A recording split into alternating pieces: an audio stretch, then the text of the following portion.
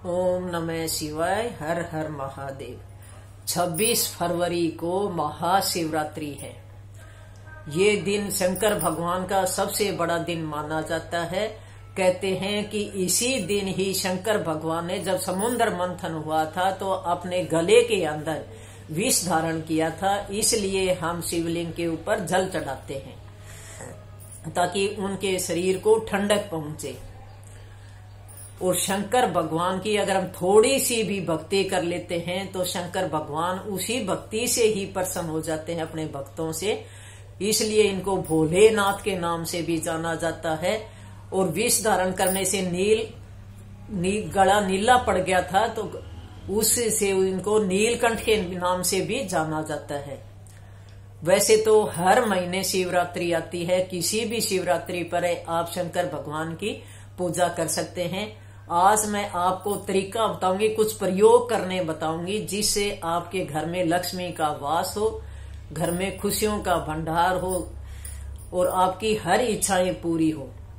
तो आपको क्या करना है, महाशिवरात्रि के दिन मंदिर में जाएंगे। शिव शंकर भगवान के आजकल तो हर जगह शंकर भगवान के शिवालय मंदिर मिल जाते हैं आराम से। तो आप मंदिर में जाकर जो घर लोटा हमेशा घर से भर कर ले जाएं। कुछ लोग करते हैं कि मंदिर के अंदर ही टुंटी होती है या बाल्टी भरी होती है उसमें से लोटा भरते हैं, तो ऐसी गलती कभी न करें। घर से आप जल का लोटा भरकर लेकर जाएंगे। और शंकर भगवान के ऊपर बेल पत्थर सबसे ज्यादा चढ़ता है। और बेल पत्थर को कैसे चढ़ाना है, हमेशा कुछ लोग मैंने देखा भी है शिवलिंग पे उल्टा चढ़ा देते हैं। कभी भी उल्टा बेल पत्थर न चढ़ाएं, हमेशा सीधा करके बेल पत्थर को चढ़ाएं। कटा हुआ या सुराख वाला बेल पत्थर न हो। आप सिर्फ 3 पत्ते, वैसे तो 3 पत्तों का ही महत्व है, 3 ही पत्तियां होती हैं उसके अंदर, तो ऐसे आपको 3 पत्ते शिवलिंग पर चढ़ाने। वैसे तो पत्ते कहते हैं 3 भी होते हैं, 4 भी होते हैं, 5, 6, 7 तक भी हो जाते हैं। जितने ज्यादा पत्तियां होती है एक डंडे के अंदर उतनी ज्यादा शुभ मानी जाती हैं। अगर आपको 5 या 4 पत्तियों वाला अगर मिल जाए कोई बेल पत्थर पे, तो आप शिवलिंग पर जब चढ़ाते हो बेल पत्थर, चढ़ाने के बाद में पूजा पाठ होने के बाद उस पत्ते को आप घर पर लाकर अपने जहां भी आप पैसे रखते हो या कोई तिजोरी है उसके अंदर रख दें। आप देखोगे आपके घर में कभी भी धन की कमी नहीं होगी। इतना ज्यादा महत्व हुआ है एक डंडी के साथ जो है 4-5 पत्तियां होती हैं उसका। और उसके बाद ये था हमारा बेल पत्थर चढ़ाने का तरीका। और जब चढ़ा देते हो तो उसके बाद एक बार माफी मांगेंगे शंकर भगवान से कि हे शंकर भगवान, अगर मेरे से कोई गलती होगी हो पूजा पाठ में तो आप मुझे माफ करना। और ओम नमः शिवाय सबसे बड़ा मंत्र माना गया है शंकर भगवान का। तो ओम नमः शिवाय, ओम नमः शिवाय 5 बार तो आप जरूर बोलेंगे। इस मंत्र का आप जाप करेंगे। और जब भी आप पूजा पाठ करके बाहर निकलते हो तो मंदिर की जो देली होती है उसको आप जरूर एक बार हाथ लगाकर अपने माथे के साथ उचकारेंगे, प्रणाम करेंगे। क्योंकि नहीं तो कहते हैं कि अगर मंदिर से बाहर चौखट की हम पूजा नहीं करते तो वो सारी भक्ति हमारी नारद मुनि को लग जाती है। तो इस चीज का भी पूरा ध्यान रखें।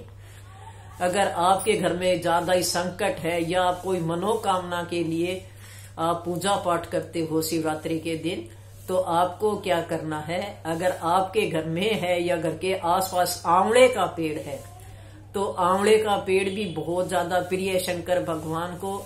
एक दीपक आप आंवले के पेड़ के नीचे लगाएंगे और वहां बैठकर फिर आराम से आप ओम नमः शिवाय, ओम नमः शिवाय का जाप करेंगे।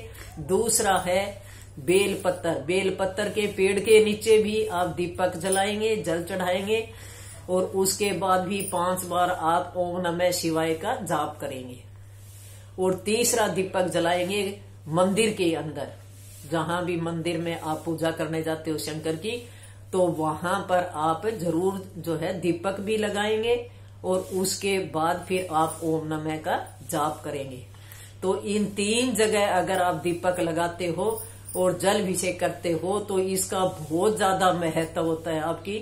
आपके जितने भी संकट है वो सारे दूर होंगे। मान लो व्यापार में नुकसान हो रहा है, किसी को नौकरी नहीं मिल रही, बहुत दिनों से बीमारी घर में चल रही है, तो सभी संकट आपके शंकर भगवान दूर करेंगे। तो आप श्रद्धा से और नियम से भक्ति करें। उसके बाद घर में मान लो सुख शांति नहीं है, लड़ाई झगड़े रहते हैं, तो शहद का तिलक जरूर लगाएं। शहद ले जाएं घर से और शहद का तिलक लगाएं। अगर कोई ज्यादा दिनों से बीमारियों से परेशान है तो आपको क्या करना है, जो जल हम शिवलिंग पे चढ़ाते हैं और नीचे जो निकलता है वहां से थोड़ा सा जल ले आए, या जो चढ़ा हुआ बेल पत्तर है उसके पत्ते ले आए, वो बीमार व्यक्ति को जरूर खिलाए और उसको जल को भी पिलाए, तो बीमारी बहुत जल्दी दूर होती है। उसके बाद शिवरात्रि के दिन बेर होते हैं, जो बेर खाते हैं जिसके अंदर गुठली निकलती है, बेर शंकर भगवान को बहुत ज्यादा प्रिय होते हैं। तो बेर जो है प्रसाद के रूप में बेर चढ़ाएंगे। बेर है, भांग है, धतूरा है, ये चीजें शंकर भगवान को सबसे प्रिय होती हैं। कई बार क्या है, भांग धतूरा तो नहीं मिलता लेकिन बेर आसानी से मिल जाते हैं, तो आप बेर जरूर चढ़ाएं। और चावल जो है वो भी शुभ माने गए हैं, चावल टूटे हुए ना हो, साबुत चावल हो, तो आप चावल भी जो है शिवलिंग पर जरूर चढ़ाएं। ये छोटी छोटी ही ऐसी चीजें हैं। और छोटा सा ही एक मंत्र है जो शंकर भगवान के लिए बोला जाता है और फ्री का प्रसाद है। शंकर भगवान तो कभी नहीं कहते कि मेरे ऊपर लड्डू पेड़े ये चढ़ाओ।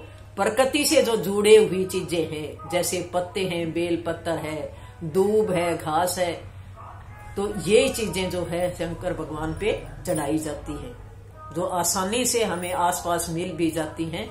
और उसके बाद सावधानी क्या बरतनी है, हमें कभी भी काले कपड़े पहनकर पूजा न करें। और जो तुलसी के पत्ते होते हैं, तुलसी के पत्ते कभी भी शिव जी के ऊपर न चढ़ाएं, क्योंकि तुलसी का पत्ते चढ़ाने से जो है शंकर भगवान क्रोधित हो जाते हैं। इसलिए ऐसी भूल न करें, नहीं तो आपको पूजा की जो फायदा होता है उसके नुकसान उठाने भी पड़ सकते हैं। तो ये गलती न करें। टूटे हुए चावल और कटे हुए या सुराख वाले पत्ते भी शिव जी के ऊपर शिवलिंग पर न चढ़ाएं। तो ये छोटी छोटी गलतियां आप न करें, ताकि आपकी भक्ति का पूरा फल मिले। और इसी दिन ही जो है शिव और पार्वती की शादी हुई थी, इसलिए सबसे बड़ा दिन माना जाता है। कई बार बच्चों पे ज्यादा संकट है, कोई ऐसा संकट है, तो हर महीने शिवरात्रि आती है, तो आप किसी भी शिवरात्रि पर शंकर भगवान की पूजा कर सकते हैं। और ये छोटे छोटे नियम जो है जरूर ध्यान रखें शंकर भगवान के। बहुत से लोग ऐसे होते हैं जो शिवलिंग तुलसी के अंदर रखते हैं और फिर वहां जल चढ़ाते रहते हैं। तो शिवलिंग रखने से तुलसी माता भी जड़ जाती है और पाप लगता है। तो ये गलती भी आप कभी न करें, तुलसी के अंदर शिवलिंग रखकर फिर जल न चढ़ाएं।